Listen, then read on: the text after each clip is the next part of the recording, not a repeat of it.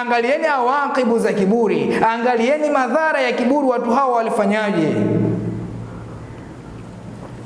Waangalie, walifika kumdharau Nabiullahi Nuhu hata pale alipoenda kutengeneza jahazi, alipoenda kutengeneza safina, alipoenda kutengeneza kipando ambacho kitawaokoa, wakamdharau, wakawa wanamfanyia istihza, wakawa wanamsema. Na ndio maana baadhi ya aya Mwenyezi Mungu katika sura Hud anasema, ananukuu kisa cha Nabiullahi Nuhu, anasema intasharu minna. Nabii Nuhu anawaambia intasharu minna naskharu minkum kama taskharun. Mkiwa mnatuchezea, mkiwa mnatufanyia mambo ya hovyo, na sisi tutawafanyia mambo ya hovyo kama nyinyi mnavyotufanyia. Na vitimbi vya Mwenyezi Mungu ni vikubwa kuliko vitimbi vya mwanadamu.